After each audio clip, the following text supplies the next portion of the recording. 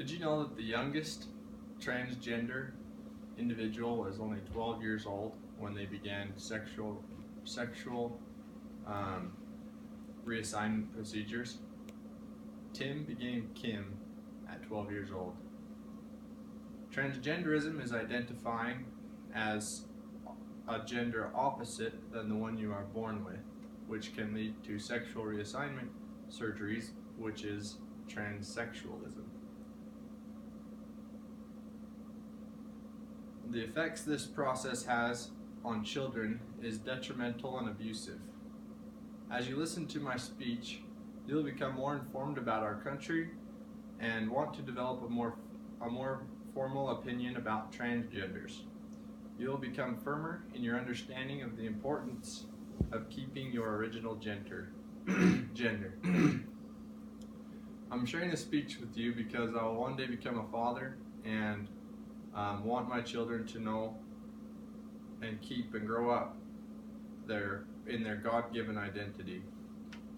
I will do this by I have done quite a bit of research on this recently, and I will do this by first talking about the effects of transgender therapy on children, then on to the negative effects of transgenderism, and lastly how transgenderism affects our world going forward. These children won't have a clue what gender transfer will do to them. So I think it's unfair to them in an early stage of life to allow them to make the choice to be a transgender. So first, transgender therapy. Transgender therapy on children interrupts normal and natural biological processes. Hormone treatment impedes growth, maturation, and development of important reproductive organs.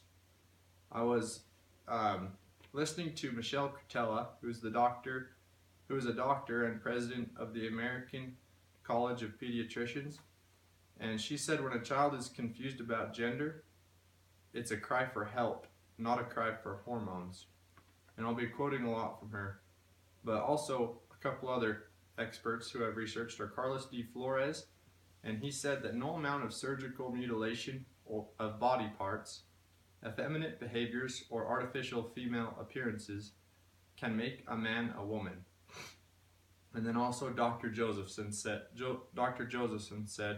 of course you affirm a child and love a child, but you don't affirm a bad idea. And Dr. Josephson was specifically pointing out that there's no science behind these children's choice in changing their gender and wanting to be opposite to what they were born with. So on my second point, negative effects of transgenderism, I'd like to refer to Dr. Michelle Cretella, also of the President of the American College of Pediatricians, and she says this of the negative effects. She says that the hormone therapy makes children, male and female, sterile by blocking puberty.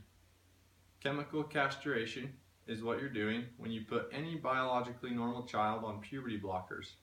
It's treating puberty like a disease, arresting a normal process which is critical to normal development and bad for kids. She also says that sterilization is not good for kids, prepping them for what will likely result in a case in girls a double mastectomy at 16. Not how you treat depression or anxiety. And then she concludes with, those things are abusive. And then underneath negative effects of transgenderism, another negative effect is encouraging children to change their gender identity creates an unstable reality. If a child isn't sure what they are, then it creates an unstable reality.